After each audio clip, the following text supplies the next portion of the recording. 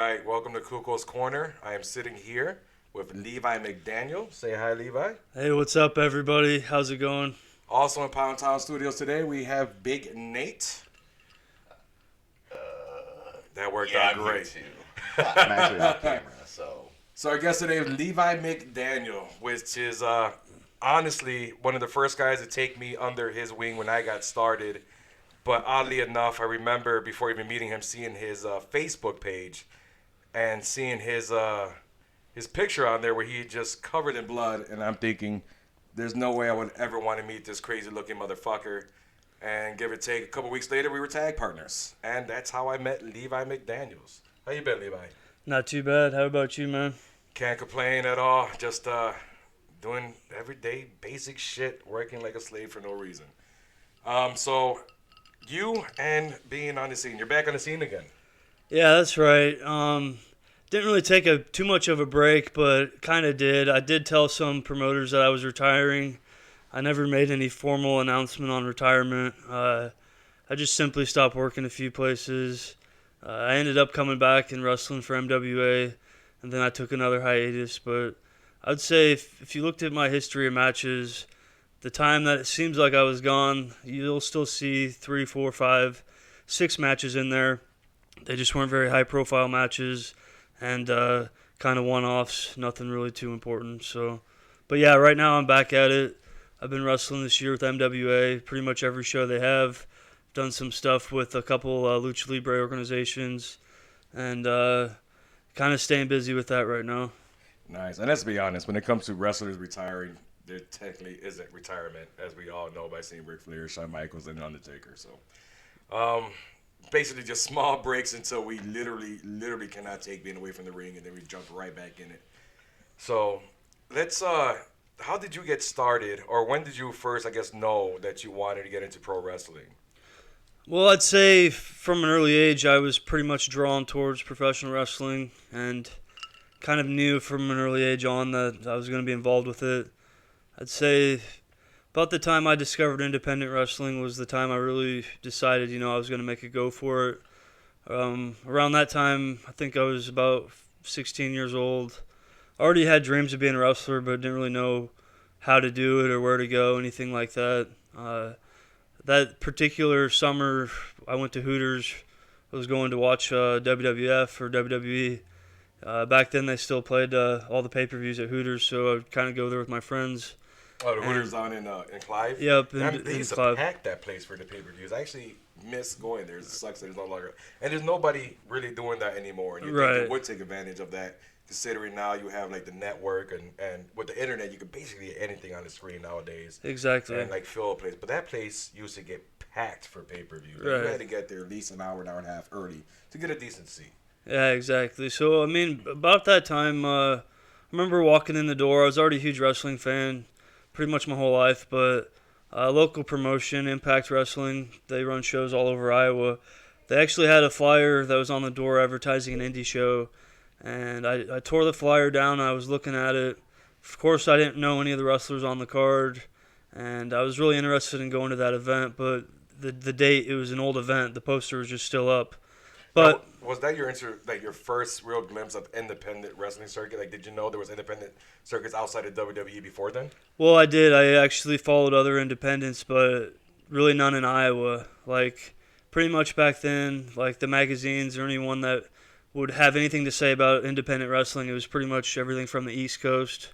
There wasn't really too much publicity for anything in the central states, at least. There was some stuff in the Midwest, but for the most part, if anybody back then knew of any independent wrestling, for the most part, it was stuff from the East Coast. And most like ECW. I mean, East Coast are really big into their wrestling, and I think when it came to even with myself, I didn't know there was wrestling outside of WWE. I guess my first real big eye opener would have been like ECW, which was East Coast base, which really Sure. let me know that there's an outside world outside of WWE. But even then, like it would stop me there. I didn't see it past. Like I didn't know there was independent circuits. Well, I was actually, I'd already followed like IWA Mid South and Ring of Honor. Some of those, which, I mean, Ring of Honor is a pretty big household name now, but back then it was really not really well known still. It wasn't huge yet. So, anyways, that got my interest seeing that flyer for that show, and basically that night I decided I was gonna figure out where all these independent wrestlings were, and MySpace was huge, so ended up getting on there and then finding out with you'd find all these independent wrestlers on there, then make them your friends, and then you'd see their friends, and then like you would just see all this independent wrestling, like it all came together that there's actually indies in every state pretty much. Every weekend there's something going on, so that really caught my interest. And 3XW that I ended up wrestling for later on in my career, I actually went to one of their shows probably when I was 16. A guy that my dad used to work with was running the sound for them at the time, and they had put on a show at the fairgrounds in Adel. I went to the show and watched it, and it looked like a lot of fun, and some of the guys in the ring, I was 16 and I played sports and I was in pretty good shape, and I thought, like, if this guy can do it, then, if I work hard enough, in a few years I could be in the ring doing it. Now, do you remember anybody from that card that is still active today from that show there? Not active necessarily, but the match that I remember, it was Gage Octane and Brian Ash, and it was a tables match. And that match was pretty cool. That was the big match of the card. That was the main event. Both of them are really, really good performers. Right. Respect them both highly, I really do. And before that night, I'd already known who they were too, just from the MySpace. And, it was kind of like really cool. I just discovered indie wrestling, and then I'm at the show and I'm seeing these guys in front of me that I was just checking out on the internet. And back then it was a little different than today because not everything was internet. So really discovering it for the first time and seeing some of these guys, it was all really still kind of mysterious. So back then independent wrestling felt, at least to me as a kid, still felt really special. And anyways, so I wanted to get involved with it. I ended up going to Council Bluffs to Midwest MWA. They did a training seminar before a show, which those guys probably don't even remember me then because I was so young. I was like 16. So I did a few seminars at a few places just to see if it was something I really wanted to be serious about. And basically I decided by the time I graduate high school that I was going to go for it and become a pro wrestler. Now, when you went down to the seminar they had down at MWA, who was running the seminar down there? Well, that particular night, it was Brian Blade primarily. Austin Storm was there. He showed me a few things. Buck Albright showed me a few things. And Vash Hartley, who I later teamed up with, he was the one pretty much. He was kind of like their grunt at the time, like probably one of the most nice guys you'd ever meet, one of the hardest workers. He'd set everything up. But he really would help all the guys before the shows. Like, he wanted everybody to be, good and do their best. And he was fairly young still, too. I was way younger, but he was still young. But he had a really high passion for the business, and he really wanted to help everybody out. So that main first seminar time, it was mainly Blade and Storm, Vash Hartley. But still, I was still like 16. I was just getting a taste for it. When I really decided to jump in, who gave me a shot was actually APW, Adrenaline Pro Wrestling, which Jeremy Jacobs was his name, was one of the promoters there. But back then, when I first went there, it wasn't what it became, because it actually became a pretty good promotion in Iowa. But back then, at first, my first glance seeing it was like a lot of kind of semi-trained backyard guys that kind of just had the ring in the building. They weren't using a lot of like local, like good wrestlers yet. But that first show, I refereed for them and helped out. Dicked around in the ring beforehand, trained a little bit, and that was it. Just a one-off thing. Ended up, I went to Sweden for like 3 months after high school, and when I came back, I decided I was going to move to Omaha. I didn't want to live with my parents here in Iowa, so I was going to move out there and just like basically find a wrestling school and become a wrestler. So at this point, all I've had, I was like 18 years old. All the experience I had was a few seminars, and I refereed one show, right? So I talked to a guy. His name's Jaden Drago. He's a pro wrestler out in Omaha. Now, this was a long time ago, but he was basically promising that he was going to have a wrestling school opened up back then. Mm-hmm. And I just moved out there, tried getting a hold of him, and I really couldn't get a hold of him once I moved out there. So basically what he said was bullshit. I don't know what happened with him. He never ended up having his wrestling school. but I'd already moved out from my parents, so I had to make something happen. So what I did was I just networked with some people on MySpace, and Stephen King, he's the guy that Chainsaw King, you all know him? Yep, SM King, yep. He's one of the first Great guys performer. that I kind of knew him from the scene, and he was very helpful to me back then. He got me in contact with a few other wrestlers, and the main one was Donnie Pepper Cricket, which I know you know him. Oh yeah, I love Donnie, and there's not too many people that don't. I mean, this guy is a class act all the way through, in and out the ring. But just take it back just a little bit, and don't mean to cut you off. You spent 3 months, was it, in Sweden? Yeah. Now, when you were there, did you seek out any of their independent wrestling things? Or Yeah. Wrestling base? Well, see, the reason I went there is I had a girlfriend in high school. She was foreign exchange, and I already planned on being a wrestler after high school, so I had no plans on college. I had no plans on really anything other than wrestling. Just wrestling all the way through. But she was a little haughty, Swedish chick, and I said, you know what? I'll go there for the summer. I'll enjoy Europe and then just play it day by day. But ultimately, I'm going to be a wrestler here someday. So when I was there in Sweden, there was one promotion. But where I was at, I was over by Stockholm, and this was this was in another city, and they barely ran. And then kind of by the time I contacted them, I don't think they were running shows anymore. So at the time, there wasn't nothing going on. So when I left there, my plan was to go to wrestling school right away, and I was going to do something in Europe somewhere. But I decided to just come back home, and ended up moving to Omaha, like I said. Linked up with Pepper Cricket. And so how long were you training with Pepper Cricket? Not that long, really. I mean, he basically he was just being a nice guy trying to help me out. So he was working on a lot of independent shows. So basically, I rode along with him to a few of them, and he would train me a little bit before the match. I kind of got my experience on the road, but nothing too much. Now, as far as me and him goes, at this time, I thought I wasn't ready to wrestle as far as the match goes, but in my head, I thought I was ready. And I reached back out to Adrenaline Pro Wrestling, where I'd refereed the one time before, right? Mm-hmm. And they said that they would book me to have my first match, right? I totally wasn't ready. And knowing what I know now, that was a very disrespectful thing to take a booking when I wasn't done training. I love Brandon, Donnie Pepper Cricket, but he was really trying to help me out.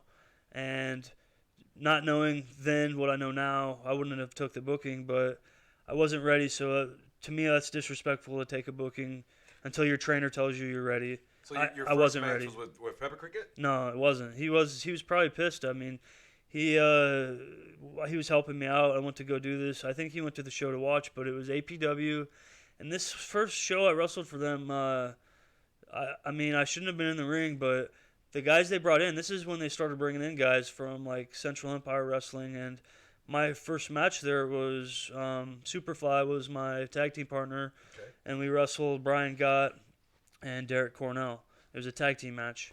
Those guys have probably 6 months to a year on me as far as like solid training goes, because they were already training with Bayless or whoever in CEW. Central Empire. And they'd already had some matches there, but I think this was their very first time at Adrenaline Pro too, because like I said, I don't know, I showed up this night there, and I remember like a lot of the older guys, like the backyarder type guys, were gone, and now they were going to book independent guys. Anyways, did the match, was green, it was whatever. After that, basically through Pepper Cricket, I'd met some other guys, and one of them was Eric Fantabulous he's from Kansas. And I was talking to him on the phone, and he invited me to go down to Texas. He was going to be wrestling for NWA, top of Texas. And so, of course, I jumped on that. That was about the time when I pretty much stopped riding with Pepper Cricket, and I started riding with Brian Blade from MWA. Basically, Eric Fantabulous, I told him, I'll meet you down in Kansas, we'll go to Texas. And he said, no, I got a guy from Omaha coming, Brian Blade. Well, I jumped in the car with Brian Blade, and then the rest is history. That summer, we were wrestling about every single weekend, anywhere from Iowa, Nebraska, Missouri, Texas, Kansas, Oklahoma, and then we'd go out to Colorado too. So for me being green, I was on the road right away. I was traveling, I was meeting people, and I was kind of just doing stuff before the shows, helping out, paying my dues.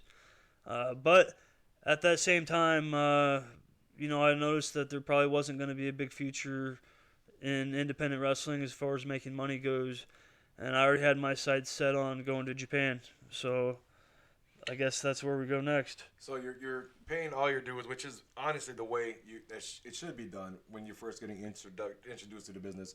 Whether you have a school that you're going to and getting training that way, or whether you're putting your hard work in, setting up the ring, setting up chairs, sweeping and picking up just to have that extra anywhere from half an hour to an hour in the ring, learning from all the other wrestlers around you that are willing to teach you something because they see that you're willing to put the work in, which is a great story. That's technically the way it should be done. Versus what I've seen a lot is I ran into a lot of wrestlers just because they paid their money to go to wrestling school, they felt very entitled and felt they should be on shows and the next Undertaker right off the bat for some reason. So that's where we'll finish off. Seems like one of those very old school stories of the way wrestling should be, and I feel very, very happy you shared that one there. So that was your first introduction here in the U.S., was running around, starting off here in the Midwest. Then you had an opportunity, you said, to go out to Japan. Right. And you knew right there that you were going to take advantage of that. So how did that come about? Well, basically, it's as simple. I was away from my parents' house. I only wanted to be a wrestler. I didn't want to have a regular job. I really felt like I was being brought in old school, and I really just wanted to be a wrestler. But the reality is when you're starting out in an independent scene, you're not going to be able to make a living, even if you try living broke. So I knew I needed to have a job. I ended up going and talking to some military recruiters, and ended up talking to an Army recruiter and a Navy recruiter. And how old are you at this point? I just turned 19. So I was still very young. And I ended up talking to the recruiters, and then I finally talked to an Air Force recruiter, and I basically just told him that I was an independent wrestler, but my goal was to go to Japan. I want to wrestle in Japan. I want to train in Japan, compete in Japan. And he pretty much told me if I joined the Air Force that I would have a shot at going to Japan. And basically I just took him up for it. Basically the way he told me was for the job I picked, which was a military cop, he told me to pick 5 locations overseas I wanted to go. So I put down 3 bases in Japan, and I put down 2 in Germany. And I figured I was going to go somewhere overseas and be wrestling, try to be a star or something. And I remember the day I found out I was actually going to Japan. I was in my training for my police school for the Air Force, and basically everybody in the school, everybody was finding out that they were going to be stationed in North Dakota, which was would be the shits. I started crying, everybody, literally, each week there's a new class of graduates from the military, and every week before us, everybody was bitching and crying because they were saying they were going to North Dakota.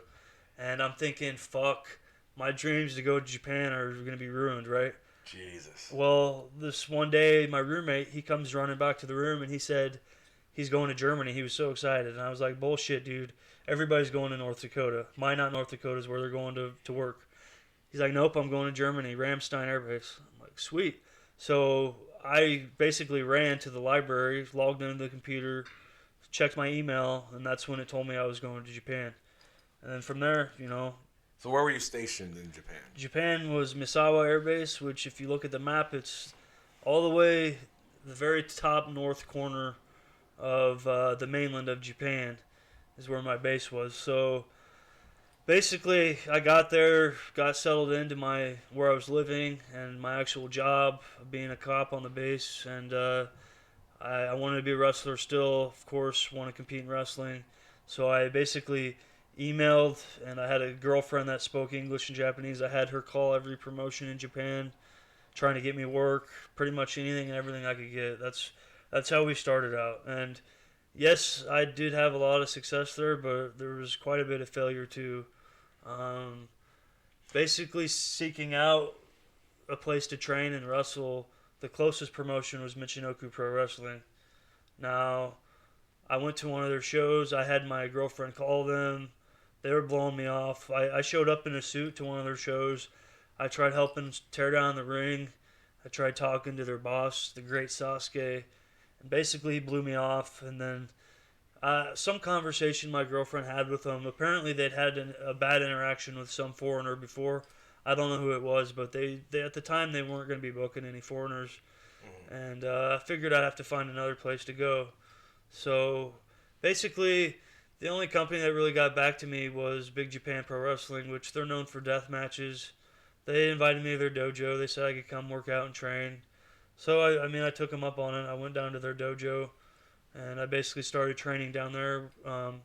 Whenever I was off from my Air Force job, I would take the train down to Yokohama. You get off at Kamoi Station. You go under the train tracks. You go over the bridge. You take a left. You take a right. You go a couple blocks, and you're at the dojo. So time-wise, how long was that commute from door to door? This is where I was crazy, and this is why I never had to pay a dime to Big Japan for training there, because they respected me so much. It took about 4 to 6 hours, depending on what trains you caught, to get from where I lived down to the dojo. So that's each way. Each way. And when I would go down there, I would basically have 3-day weekends, and I would stay at the dojo. I'd sleep there the whole time. But I think it was the fact that, for me, I'd already seen Big Japan, and I was a big fan of Japanese deathmatch wrestling. So I would meet these guys. One of the first times I walked in, Yamakawa, he's a deathmatch star there. He's got to be, back then he was like in his 40s, so he was an older guy, but he's sitting there doing deadlifts when I walk in, and I'm thinking like, God, this guy's a legend. I hope he likes me. So you were a little starstruck when you walked in the dojo, and that's when it was just surreal. And seeing the guys for real, because I'd already seen him on the DVDs and stuff, and knowing the matches and the violence they'd been through, I totally just wanted to show those guys that I respect them, and I was happy to be there. Yamakawa, though, this is what's really cool, was like, me and him tried talking in broken English. I speak some Japanese, but not a lot. Basically, I told him, he thought, he's seen that I was in the military, and I showed him some pictures where I was holding guns, and he was marking out for me, like, he thought I was cool. And I'm thinking, like, dude, I think you're cool. So we were good. They thought, I'm a badass soldier. They liked me. They knew I was taking a train, 4 to 6 hours. So they thought I was crazy for doing all that just to be there to train, which training was basically getting your ass kicked. So they instantly respected me, and I did the laundry, I helped cook the food, I did all the stuff like a green boy would do over there, and they respected me, and they basically didn't charge me a dime, and I was welcome there anytime. Now, prior to them getting back to you, because you had said you had tried multiple Other organizations there and really gotten over with them. Was death matches something that's was a thought for you, or were you just at that moment in time that wasn't a thought, but that's what was offered up, and knowing what you want to do, you just jumped on it? Well, basically, it's the simple. Before I'd even been there, Big Japan was probably my favorite promotion, so I did love the death match, but I was only 19 years old. Still very young, and I had this in my head that if I went there at 19 and I started doing death matches, then that's all I would ever be doing. And I wanted to show that I'm capable of doing so much more than just a death match. I really liked the shoot style of wrestling. So basically, though, once I was there and I knew I wanted to wrestle and I wanted to train, it could have been any dojo would have responded to me, and I would have went there. I would have done my training there. They just happened to be the one that accepted me. So did you have any even though the opportunity is there, and of course, if that's what you want to do growing up, or if you have your mindset to do that, especially at that age, you're going to jump on anything you can. How was that fear level of knowing that you did some things in the state with like Donnie Pepperquick and around the Midwest and so forth, and the way our wrestling is ran, all of a sudden now you're in Japan, and the only opening you have is just death matches? Well, before we even get to them asking about a match, I want to say something about the training. I felt really embarrassed and I felt really out of place because right away those guys are machines. Like, just their opening calisthenics blew me up, and their Hindu squats blew me up. I was embarrassed I couldn't do a headstand my first time there. I couldn't do a bridge. How many Hindu squats were they expecting you to do, and how many were they doing? A lot of people lie and exaggerate on the bullshit of these, but they would knock out a solid probably 250. But you'll hear stories where people say 500, 600. I mean, those are exaggerated. They would sit there and basically just start counting them off and doing them. And the first time I was there, I don't remember doing Hindu squats in any American training before I left. So the only squats I'd done is from the gym, with a regular squat. I could only do 40, man. So it was embarrassing. And each time I went, I progressed. So they saw that I was progressing and trying hard, and I got better. Eventually, I could do a headstand and I could do a bridge. I can do a headstand into a bridge. All those little things, they really people shit on deathmatch wrestling, but you got to have respect for the Big Japan guys because every single one of those guys is a wrestler first, and then they're a deathmatch wrestler second. Like these guys can lift, they can outlift you, they can out calisthenics you, they can outwork you before you even talk about any weapons. Weapons is just part of their art that they throw in there to do their style of wrestling. I mean, So- it's just part of the show or prop of it. I mean, It's I just don't want to use the part word of prop, it. but But part a lot it. of people will say, guys that do that match can't actually wrestle. Which with those Japanese guys, that's not the case. They've got a really solid foundation of wrestling, judo, other martial arts before they even hit each other with the light tubes and all that stuff. So, anyways, so when it came to discussing about having matches and stuff, having an opportunity to do a death match, I wasn't happy. This was at a kind of in between time where they weren't really bringing any foreigners over. The last foreigner that they brought over was Masada, which he was super over. They were bringing him in quite a bit, but he he was one of the guys that was actually getting paid good money to come over there and wrestle, and he ended up leaving them to go to another promotion called Freedoms. And about this time, later on, fast forward, some new CZW guys came in, but this was kind of an in-between time where they didn't really have any foreigners there.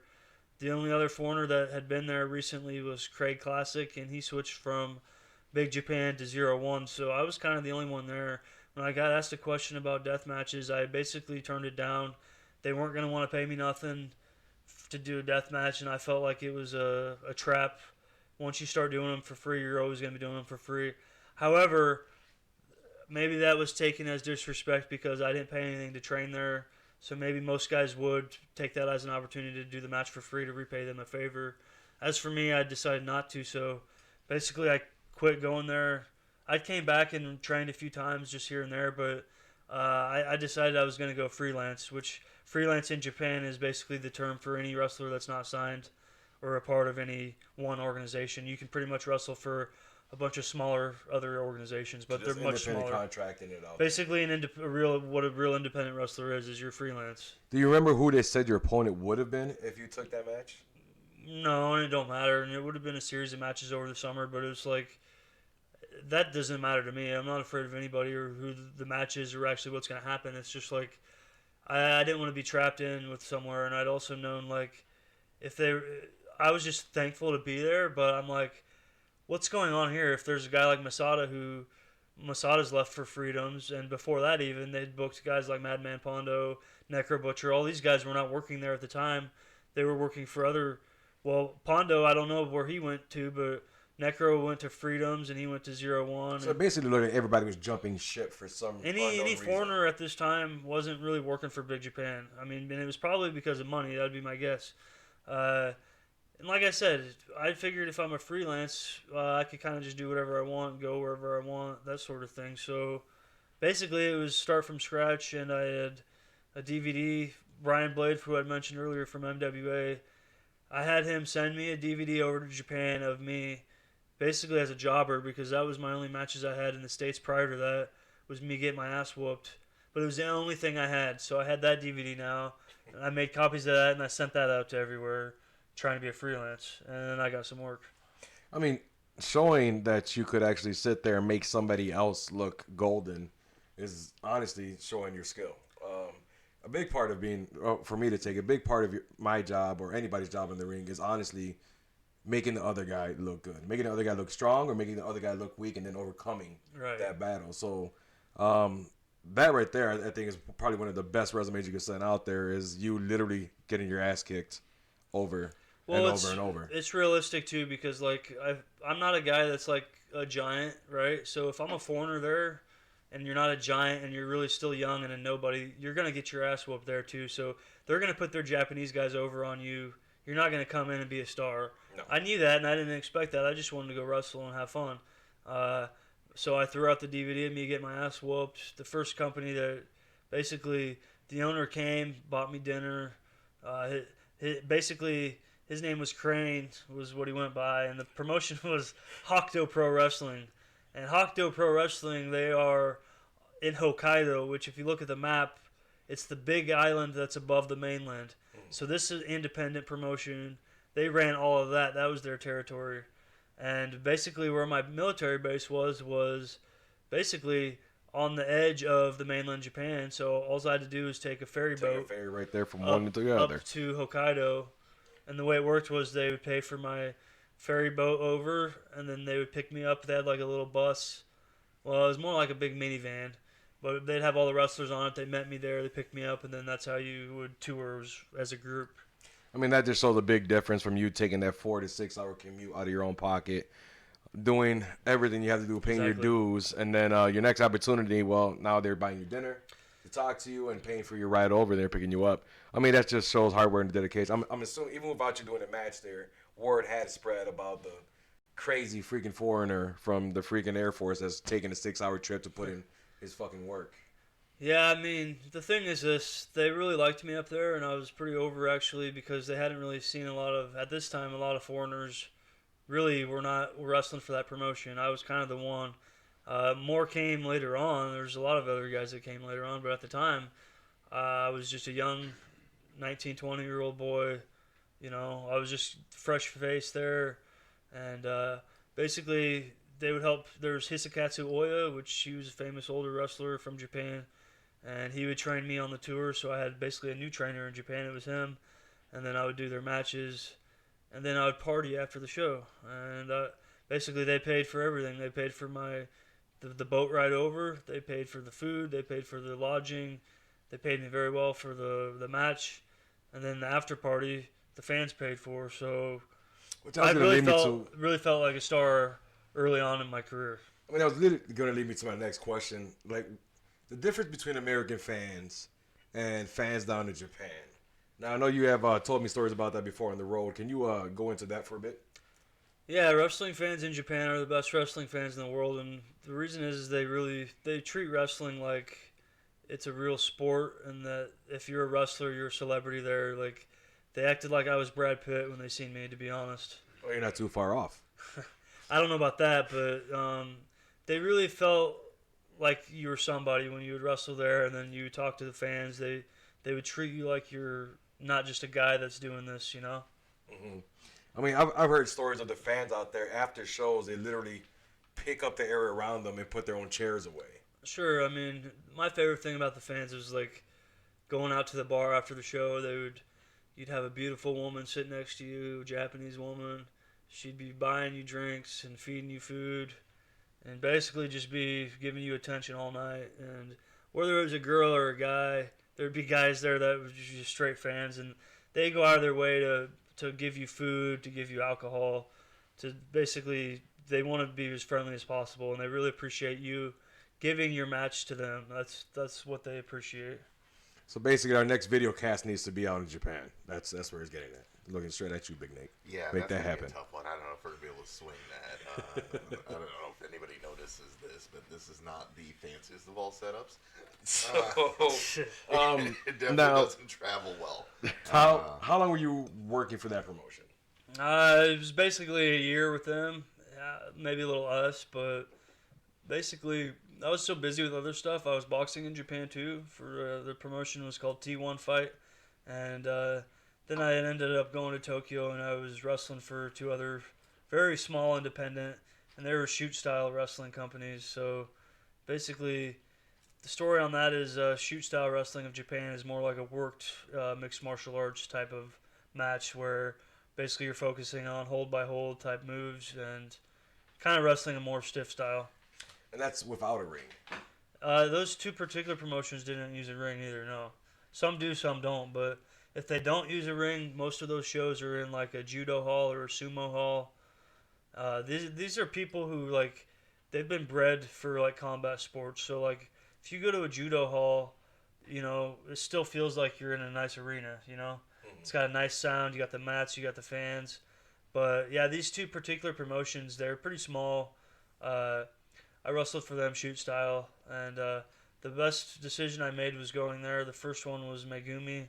The reason I say that is I was a big fan of Battle Arts, and Battle Arts was a promotion that did shoot style. They did have a ring, but the owner of that company was Yuki Ishikawa, and the referee that reffed the shoot style show I was on, I started talking to him about wrestling after the show. We were talking about shoot wrestling. We were talking about battle arts. We were talking about Ishikawa. And he said, Ishikawa, he's one of my good friends. And I said, really? And he pulled out his cell phone and he dialed it and he just handed it to me. I'm like, okay. So I talked to the guy, I told him I was wrestling this and that. Basically, he invited me to train with him one-on-one that Friday. Then we were going to go out and party. So I took him up on it. We did a little training one-on-one. It was like in a little martial arts school. How did that training go? He What sticks out stretched from me, that man. training? He stretched me.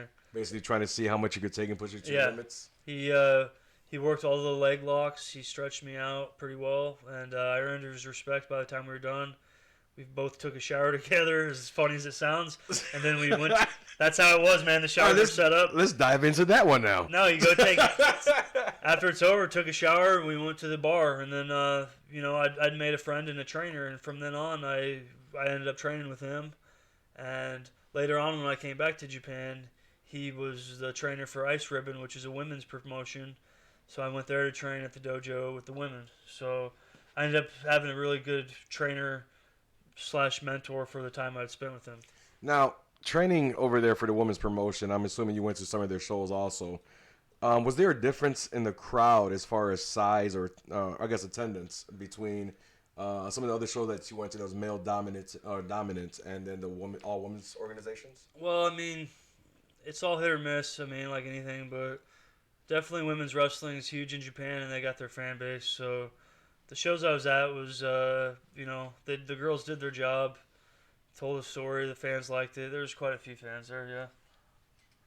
So, from someone that has no idea what's going on in the whole, women's wrestling, I mean, obviously it's been bigger in the U.S. as of recently. Right. When you were doing it back at that time, what was the talent level? Like, were they like spot on technical, like master? Like, because now we ran through, and unfortunately I have to use WWE for a long time, where we have women wrestlers. Like, no, you have a bunch of models, right, that do stuff. Like, were these like technically trained, like athletes? That yeah, just happen to absolutely. Okay, so I would say this, man. Like, as far as women's wrestling goes, I'm gonna go on the record saying this right now. Women's wrestling right now, 2019 going into 2020, women's wrestling is the future of wrestling. Women's wrestling's hotter than it's ever been, and we're gonna talk about that later with my promotion. But women's wrestling right now is hot, and that all goes back to the Japanese women. They were the influence for pretty much all these women you see on TV, whether it's WWE, AEW, Ring of Honor, Impact, the Independents. Most of these girls at some point studied Japanese wrestling. Japanese, they call it Joshi wrestling. These women, like when I was there, I would say the main stars of the show were not necessarily there training with me, at least not every time. But some of the undercard and the younger girls were there, and every single one of these girls had a very solid judo background, almost like maybe Olympic level of judo, where these were champions, and they'd already had their ears already cauliflowered up. These were technical women, and they knew all the throws, they knew all the submissions, and the way we were training was literally like a martial arts class. Like, I felt like I was at a judo class or jiu-jitsu class, because we would do all the real moves, and then we would spar for real, and then we would also do other drills, and then maybe the last hour we would actually only do like some worked professional wrestling spots. But for the most part, it was holds and how to do the show, how to do the moves and how to actually wrestle. And these women were very impressive, and this was about 2011, 2012 time frame. So they've really come a long way since. But like I've watched the WWE's women, and I've watched the ones that competed on AEW the other night, and I would say without a doubt right now, women's wrestling is hot, and I don't think it's going anywhere. I think it's only going to get stronger. Do you think, obviously last summer they've had now 2 seasons that really glow, glorious, ladies of wrestling, it's Netflix or whatever. Sure. And obviously it is based on something that did happen. Right. Back from the 80s, or, yeah. like a novella style, whatever you want to call it. Did you say novella style? Soap opera? Nice. Homage to your people, Louis. So with stuff like that, do you think that also kind of helps? Just seeing like, hey, here's a big pop culture thing. Sure, yeah. That kind of says, hey, It influences. It can influence. And the Sorry, reason are you why- asking did the show influence the women's wrestling, or is it the women's wrestling that influenced the show? Like something like that. Let's say, I think so. Obviously with your, obviously your Tiger promotion, but with the promotion and stuff like that, when you see people seeing a Netflix thing, Absolutely. that is completely relevant to what you're going to be doing, and people go, oh, it's like the. Exactly. And here's why really is this, because Netflix is mainstream. Almost everybody has Netflix, or they've, almost everyone has it, right? So I've never heard of it, but continue. there's got to be women out there who have watched this show, who have never watched any women's wrestling in their life, any pro wrestling, and maybe it empowered them to think that they could do it, and maybe then they discovered some sort of wrestling because of the show, You never know what it can influence, but any type of show that has something to do with wrestling definitely can influence someone in some way. And I think the show like that really shows women, like, yeah, this is based off something that happened. You might not be aware of it, but it did. And if you think that's cool, well, here's a whole underground world of women's wrestling you can go discover. And maybe if you work hard enough, you can be a part of it. I mean, even digging into the backstories of the characters that those women were actually portraying, their stories were very similar, as the point that most of them, or majority of them, weren't raised with a wrestling background. It was more Exactly. getting into acting or something like that, and this was a production that came around, and they literally just not only gave it their all, but just once again got bit by the wrestling bug. It's just one of those things. You either, when you get bit, you either scratch and like treat it, or you embrace it. Exactly. And like you said, I even think about that aspect of people that's not introduced to wrestling outside of WWE seeing this show, especially women or young girls or whatever you want at whatever age group. And now this has influenced them or brought wrestling to their attention to a whole new level, which is only going to bring up once again women's wrestling, which you are calling is going to be the future of wrestling.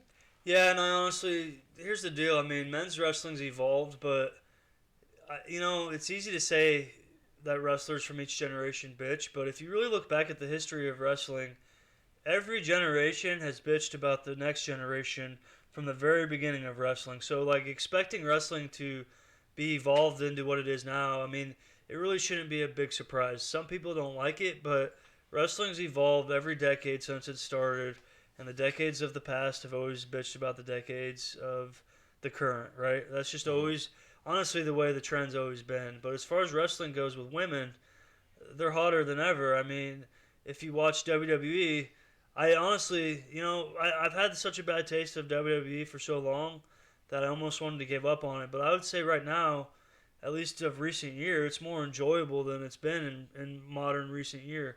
And big part of that is this push with the women's wrestling. And to be honest, and I hate saying this now in time where we're at, but back when I used to really get into like WWE's product would have been like the Attitude Era, and seeing any women's match back then was basically my cue to go to the restroom. And it sucks saying that now, but that's just what it was then. Let's be honest, it wasn't for their technical prowess, it wasn't for any of that stuff. It was all visual, Exactly. Nowadays, I mean, they just headline WrestleMania? Wasn't one of WrestleMania's main Absolutely, events yeah. an all women's match or the women's title match? It was, and it was, I mean, you know who it was. What was it? Becky Two Belts was in it, and Becky Two Belts. Becky She Two won Belts. She won the two belts. Charlotte Flair, and you had Ronda Rousey in there. so. But yeah. right there, you got three awesome women in wrestling, and then they had the Money in the Bank pay-per-view. If you watched that, it was basically a pretty good little thing. Bayley, everybody loves her. She ended up winning the Money in the Bank, then she ended up winning the title from Becky. So, I mean, we could sit and talk about women's wrestling all night with But that. they have their own pay-per-view also. No, is it Evolution? Don't they have their all-women's... Didn't they just have an all-women's pay-per-view? I'm more than positive they did. Well, if not, it's coming, but I I I gotta think say they did. this, It was called Evolution, but go ahead. other than giving like the Japanese style a good influence for those women, we also gotta mention like the promotions like Shimmer and those that, like 10, 15 years ago, some of these all women's promotions, they really started the foundation for women's wrestling in America. So those independent all women's promotion, they've had their ups and downs as far as trends go, but they've produced a lot of great talent. So, like I said, future of women's wrestling, I think, is like on the up and up. I mean, we're seeing women do more stuff in the wrestling ring now than we've ever seen in the past. So I don't think that's gonna just like top off anytime soon. I doubt it goes anywhere. I would hate for that to actually go backwards into what it was, which was It's not nothing but lingerie and puppies. exactly. And I'm not talking about the furry kind. Well, some of them were, but outside of that. So, all right. So now you're still in Japan. You are doing shows, enjoying what was once a fantasy about getting into pro wrestling and living that superstar lifestyle. Right. What was the next chapter that happened after that? Well, I came back to America, right? And, that was where I came to figure myself out. I was still trying to find myself. I was still pretty young. Like, I was only like 21 or 22, but I'd been around wrestling for a while. I'd already done some cool stuff. And, I had some opportunities early on when I got back right away that I didn't take advantage of. Like, I ended up staying in Nebraska and Iowa. I had some chances to move, and basically I turned them down. And I feel like, things could have been different if I took some of those opportunities, but at the same time, basically I settled down a little bit and I just worked some independent shows and, worked around whenever I could, wherever I could for a while, and then kind of mellowed out, just wrestled here and there, but just try to stay busy. I don't know. I feel like after wrestling over in Japan and making good money and you come back to America, it's like you can demand that kind of money, but you'll just never get booked. So I wasn't a big enough name for anything really, so I just kind of really loved wrestling and I wanted to be in the ring, so I figured I'd just wrestle whoever wanted to use me, wherever, that sort of thing. Now, was there a huge difference in money? Yeah, I mean, for the most part. I mean, like I said, over in Japan, you're making killer money, and not only are you making good money for your match, but like I said, you go out after, the fans pay for everything, and promoters over there, they would be more willing to pay you for everything. Here is more like you got to negotiate, and you have to have a little bargaining chip. You got to, yeah, I mean, if you really are an independent wrestler here and you're asking for a lot of money, you really need to bring something to the promotion. Otherwise, the promoter can just go find some indie guy that doesn't matter really to just take the spot, and he'll wrestle for free or $20. That's the way wrestling's turned. So your name basically has to be cemented already, where just by mentioning your name, they know there's some minimum of 10 to 20 tickets. Yeah, but if it's not, I mean, if you're not a name, you have to think, what can I do that can bring this promotion more money than what they're already getting? So one thing I will say is everywhere I've wrestled, I've always tried my best to get people to come to the show. So I feel like if it's anywhere local, at least, I'm one of the guys that I always go out of my way to make sure people come and they're spending money. So I know what the business is about, and I know what the gimmick's about, and I know what the promotions at the end of the day. Some of these promotions are ran by marks, and they're going to be losing money every time. But a good promoter is after he's there to run a show like a business, and he's going to want to try to be successful and have a bigger show every time and make money every time. So I'd want to be, if I'm a part of a company, I want to be invested in the company, and I want to help the promoter make more money, and I want to help them make more money so I can make more money. Exactly. In turn, putting more money back in your pocket. All right, so let's transition there. So obviously your career has been kind of all over the place as far as, most of the people I've ever met that are in the stuff. And this is before 25. This is before 25. Yeah, I'm still a baby in wrestling at this point. Yeah. Well, and that's what I'm saying. Like, but still, even though you're a baby within wrestling, you've done more than most of the wrestlers and been in places that most of them Sure. have no idea or any clue what kind of the amount of experience that you've had is a different type and, Right. and so much more worldly. But like, how does that transition now? Not necessarily just in wrestling, but you had said something about promotions. Sure. How does that translate? Because you say, well, I know they're trying to make money. I know they're trying to do this. What is that? How does that translate? You moving into what you're trying to do now? Well, I'll just say it on the record straight up. I'm a carny, which means that wrestling started in carnivals here. The term To mark me- itself is a carny term. Yeah, some wrestlers it's guys that they want to treat it like softball and they want to go have fun with their buddies and wrestle. There ain't nothing wrong with that. I'm that way too, but at the same time, I want to make as much money as I possibly can whenever I leave my house. So if I'm on a show, I want to help the promoter make money, and hopefully I can make more that way. If I'm running a show, it's all about making as much money as possible every time, and that's it. Now, I will say this.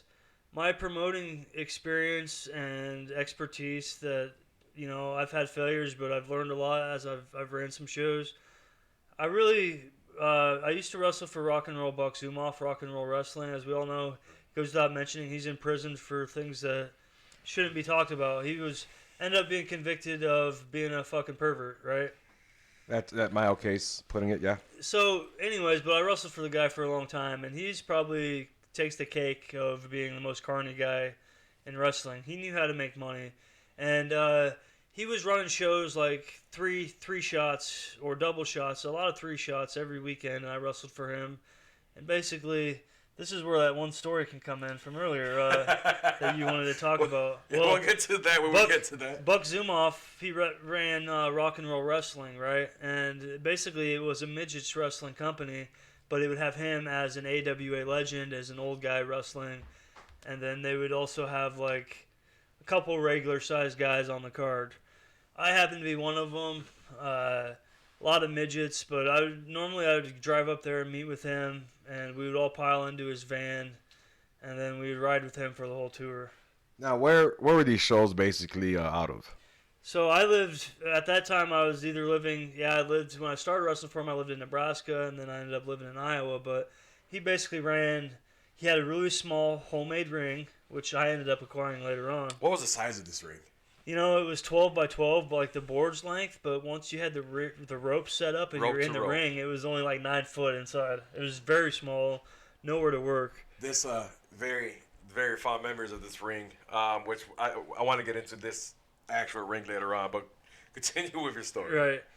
He owned that, and he owned a lot of rings, but he made them all by hand. So, like, he basically was the most carny guy you could meet, right? So, anyways, wrestled these tours for him. Basically, you'd have like a full-sized old cargo van. He would have the board strapped to the roof. The pipes he would use for like the brace for the ring and everything else, you'd have like under the seats of the inside of the van. And then inside the van, he would be driving. His girlfriend, who was a woman's wrestler, an old lady, she'd be in the shotgun. And then it'd be like midgets and me and the rest in the van, and that's how the trip would go. And I would say I was young, and some of those midget women thought I was cute, and I'd had some fornication with a few of them. It was great. It's like Buck Zumoff was like 62 years old. He would be driving the van, and he'd be singing Christmas carols like a crazy asshole. Fucking, literally, he'd be singing to himself. Oh, fuck. With no radio. Uh-huh. Going down the highway, have a holly jolly. He's just fucking singing like a madman. We'd be smoking cigarettes in the van, and he'd be like, "I'm so smoking," but he would never do nothing. He wouldn't care. We'd be smoking cigarettes, and there was one particular female midget that wrestled for them. She's not a wrestler anymore, so I don't mind saying it, but she had the hots for me. And there was a few times where, I kind of let her give me a hand job while we were going down the highway. I mean, getting I was getting single a hand then, job- whatever, right? Well, yeah. I mean, there's always road stories, and wrestling is a young person sport, and usually a young singles person sport, and that's where you were at that point in time. But I can only imagine, literally crammed in a van with cigarette smoke everywhere, and literally having these itty bitty tiny hands around your junk. Oh shit! I'd be getting jacked off, and I'd You have a would- cigarette in my mouth, and I'd be laughing the whole time listening to Buck sing. I mean, just looking down at your shit had to look the biggest I've ever looked ever in your life in a midget's hands. Like, let's be realistic. Well, she had some fat fingers, but yes, pretty much. A bunch of sausage links holding on to a fucking Boston Frank. So, Jesus. Give or take, I guess, eh?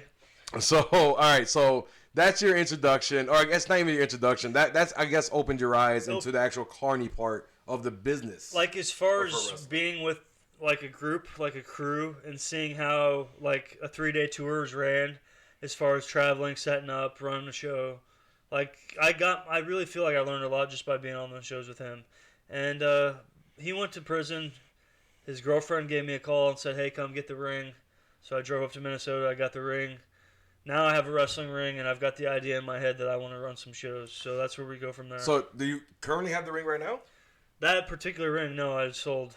Okay. So, all right. Now, that particular ring, since we brought up earlier, the board to board was 12 by 12.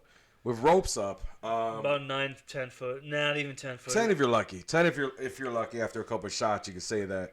Small freaking ring. I did do some shows for you in that ring. Some of my best times was honestly running around with you with that ring.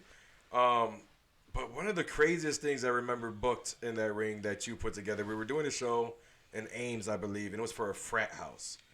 And I don't know if it was like for, what's it called, Venetia, whatever it was, or one of their little... It was an Iowa State University fraternity. It was in their backyard of where their house was. So yeah, we have this frat house just packed to the gills, people hanging out of windows on top of the roof and just looking at the match. And the match that I was in was myself, and I'm 6'3", at that time probably 270 pounds, against Mad Dog McDowell, another big guy, another heavyweight, easily 280, a little shorter than me, not by much. And then the third guy, JD Riggs, which is easily 6'5", big 350 to 75 pounds, all in a 9x9 working space. And you know what? I'm so laid back and chill. I'm like, okay, so basically, my idea when I got this fucking ring was to make money. Like, I am not going to go rent a building and put on a show like all these indies are doing. I'm going to do paid shows only. These kids, these college kids, they got a hold of me. They wanted to do a show in their backyard. They had the money for me. So I said, sure, let's put on a show. We all left with money in our pockets that day. I'm not complaining at all. That was actually one of the funnest times I had. I almost stole the fox, like an actual Arctic fox that night. Almost put it in my gym bag. Yeah, if they're listening to me, that never happened. It was just a story. And that night, too, I wrestled Mantar, former WWF Mantar, and we did a little hardcore match where I had my head split open with a steel chair by him, too. Yeah, that happened. And as soon as it was over, Party Lewis wanted to stay around, or Party Cuco wanted to stay around and keep partying. But we literally, as soon as the last bell rang, we were tearing down and heading off to the next venue. So, right. But not only that, you also were doing bar shows with that same ring, which I remember the very first bar show you did was on the south side of Des Moines on a Wednesday night during a blizzard. And I remember bell time was about 7 to 7:30, and I remember calling you about 6:45. I'm like, there's no fucking way this is going to happen. It has to be canceled. He just forgot to call me. So I remember calling you, and I'm like, dude, like, the weather's shit. It's fucking Wednesday night. Ain't shit going to happen. And I could just hear the urgency in your voice. Like, dude, you need to get the fuck down over here now. Like, we are packed to the gills. That's right. And we haven't even started. And I was like, what? What the fuck are you talking about? I'm like, all right, fine. So I get my shit. I stood up as fast as I can. I get down there. And as soon as I walked through the door, it was literally shoulder to shoulder on a Wednesday night during a goddamn blizzard. And that was the most packed I have ever seen, to be honest, ever seen at that point in my career wrestling. It was just, I mean, we reached capacity and we're still cramming people in there. And it was 18 and over or 21 over. It was at a bar, so it had to be 21 and over. No children. It was packed, man. Best fucking show I ever been on. I mean, profanity was a lot of. Before that, I was just doing family-based shows. Just bring your kids over. If you said shit, you kind of had a quick pause, like, oh shit, I shouldn't have said that.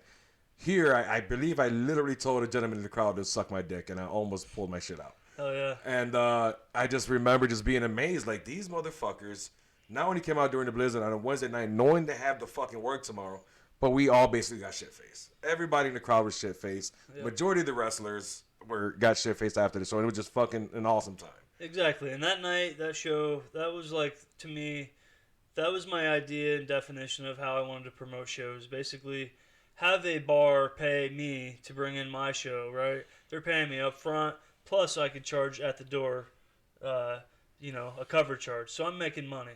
And have sponsors on top of the deal. So everyone got paid that night. Everyone that talks shit on me, well, I'm guaranteed the ones who talk shit haven't worked for me, because if you wrestled on one of my shows, chances are you made some decent money.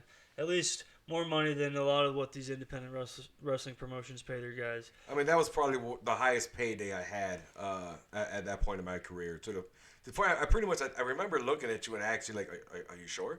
Yeah, and it's no big deal to me, especially on a night like that. So that night I wrestled, it was the first Midgets Women's in Hardcore Wrestling. You'll see it up there in the corner there. That's my company there.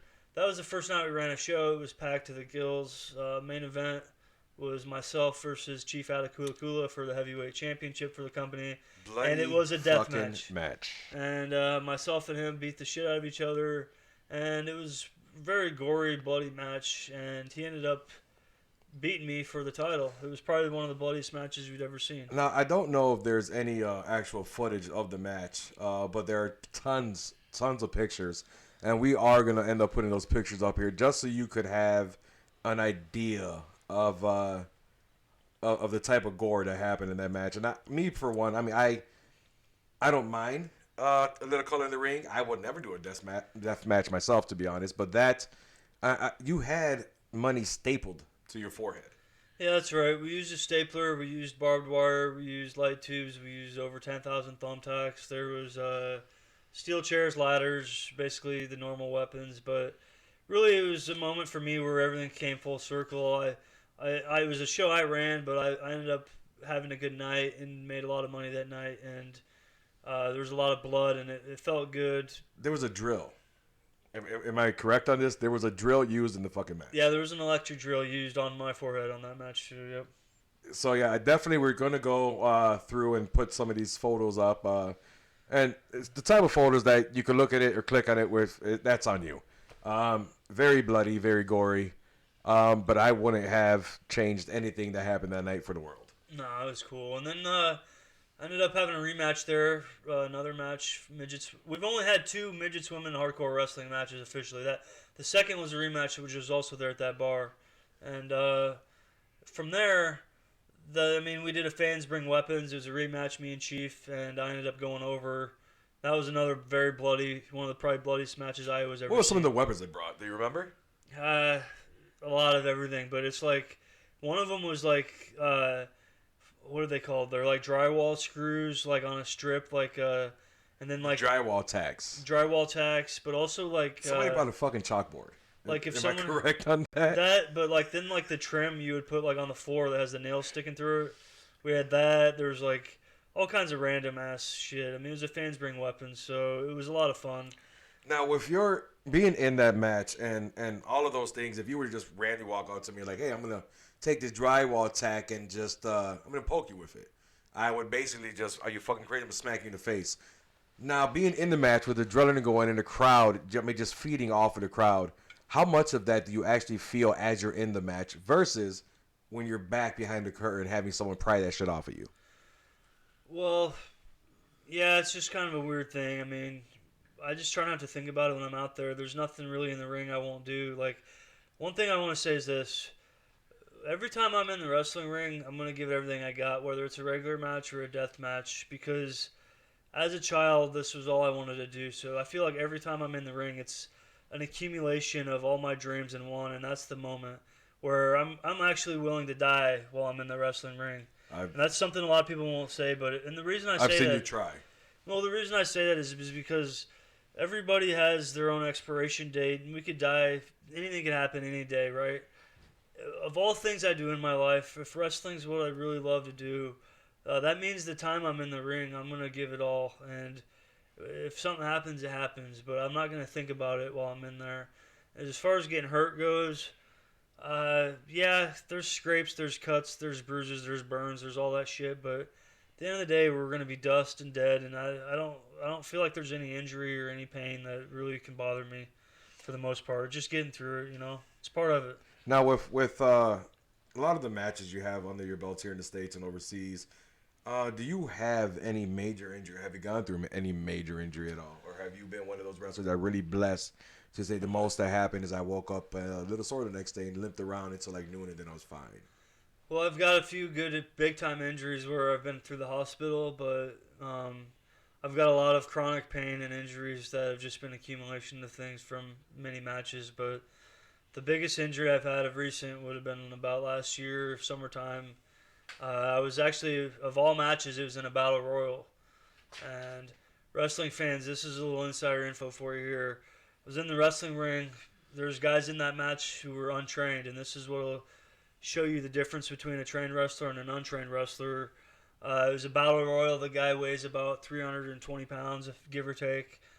I whip him in. But it's a battle royal. I tell him I'm going to pull the top rope down so you can take your own fall to the outside of the ring and be eliminated. Well, what happened was I go to yank the top rope down with my arm, And this guy's so big and clumsy and he's not trained that instead of going over the top rope that I got pulled down, he goes right over my arm in between the middle and top rope. And my arm is gripped so hard on the top rope that for some reason I don't let go. And the ropes twist and he rolls over my arm through the outside of the ring. And my arm snapped like a chicken bone at the elbow. Right there. Like that.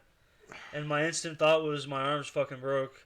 You know, and it's a battle royal of every fucking match. Like, this is a match where battle royals are normally like guys everybody's in, and you could be the worst motherfucker in the world and you can still be in a battle royal and you could get through it. And here I am laying there on the mat and I know my arm is fucked up. And then I'm thinking, I'm in bumfuck nowhere. Where's the closest freaking hospital? This is gonna suck. And ended up being one of the wrestler's wives, worked at a hospital, and they got me into her car, and she gave me a ride down to the hospital. But, you know, I got out of that situation, got through the hospital, I made it through, but that injury happened to me at the worst time in my life, and I was already at a dark phase in my life. And this was actually like my first match coming back into wrestling after having almost a year off from being in the ring. So I was in a very dark place in my life, but when this happened to me and I broke my arm, it couldn't have happened at the worst time because it sent me into a very dark spiral for quite some time.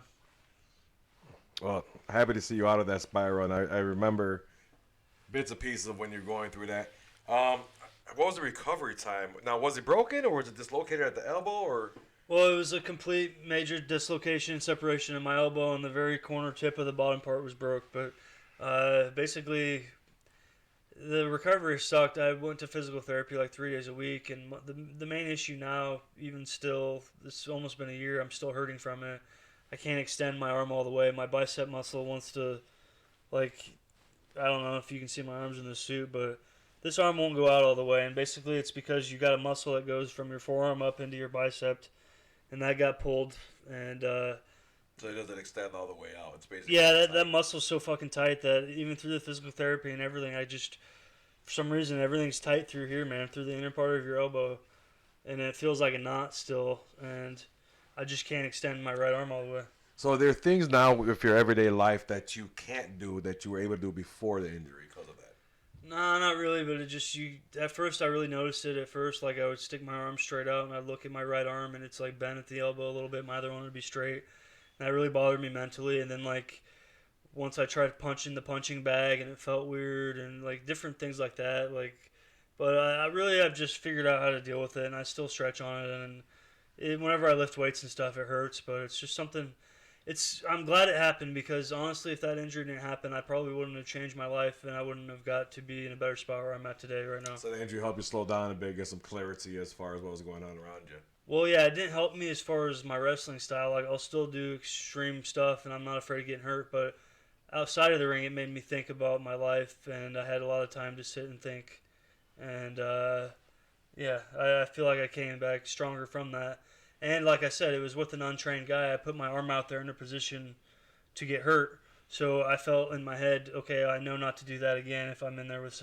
I know certain guys I can do certain moves with, that sort of thing. Just don't give my body to anybody in wrestling. So that's going to carry us... where are you at now with wrestling?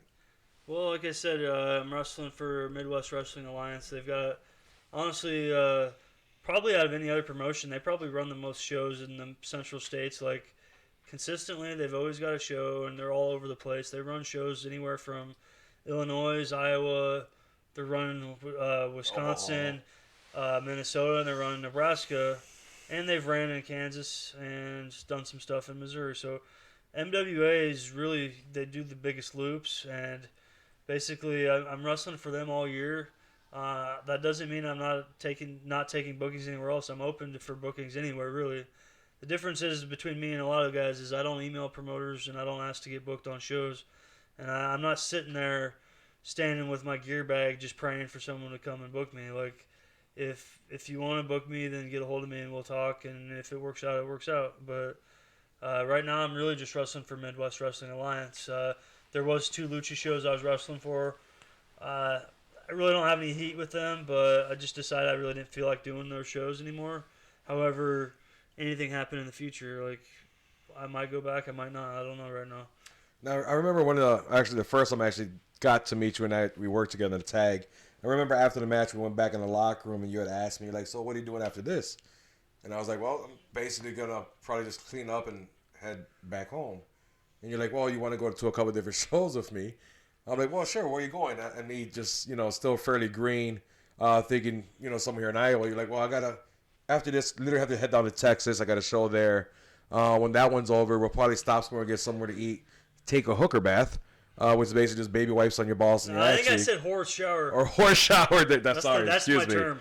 Or take a horse shower. Then we got to book it up to Canada. Yeah. This was all. I mean, we had this conversation Friday. You said we'll be back home like before Monday morning. Right. I was like, this is fucking nuts. But that's basically my first introduction into you, and that stuck out quite a bit. And I remember you, and I'm very thankful to this. You literally took me on your wing, and we had one shot. I remember going out with you, and I was just a little puppy dog. Anytime you called, you were going here, you want to go, yeah, I'm down.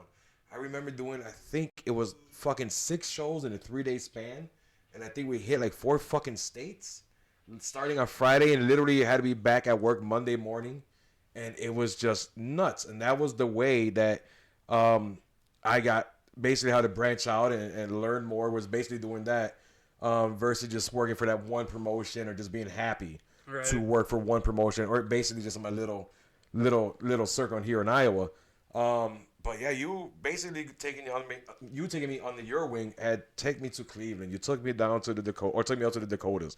We went basically all over in one summer, where I've seen more states and did more travel than I ever did in my life. And that's just the way you go for bookings and wrestles. You would literally go from one booking in Iowa down to Texas to make the bell time, then right up to fucking Canada. Minimum rest and sleep, and get it all done with a fucking smile. Oh yeah, and that's paying your dues and putting in work, getting your name out there. Yeah, and you know what? I did that for so long, and now I'm at the point where it's like, yeah, I'll do that, but there's just so much other stuff in life that I got going on, and I would love to just wrestle every single night of the week, but reality is I gotta, I got kids. I got 2 kids to take care of and a woman to take care of now, other than myself. Congratulations, you just had another baby. Yeah, another beautiful baby girl. What's her? If you feel like it, what's her name? Her name's Emma Lou. You want to give a shout out to the babies out there? Yeah, all the babies out there, especially any wrestling. All the Anybody that's babies. wrestling out there that's got children and knows how it is, because kids change your life a little bit. I mean, look, I'm not letting kids or my woman get in the way of me wrestling, but I will tell you this: I'm not gonna go out and do it for nothing. So if it's a fair price, I'll be wrestling everywhere. The difference is between me now and then, for the most part, is I've smartened up and I've realized my worth, and I know that I could still go to Japan and wrestle anytime I want. And I know that I could put on a good match. And I know that I can put on, the best that I could do, I will do. And I could draw money for a promoter if they want to invest in me. I can help get people to shows. So I really just want to work with companies now that they want to work with me, and that we can be on the same page, and we can come up with an idea of what needs to be done to get more people to the show and how we can draw more money. Now, Being willing to work with other promotions out there is part of the business, but you also have your own promotion you're getting off the ground right That's now, right. don't you? Yeah. Okay, so midgets, women's, and hardcore wrestling. Like I said, I did the 2 shows before, and then after that, basically that promotion went on hiatus. I went into business with former WWF superstar Mantar, and we were running our own show called American Heritage Wrestling. And basically, everything that American Heritage Wrestling was is stuff I do not want to do or repeat. Like my first 2 midget shows, women and hardcore shows, they were awesome. Then when me and Mantar started doing business together, it was just having a business partner. Basically, it caused stress, and nothing really good came of it.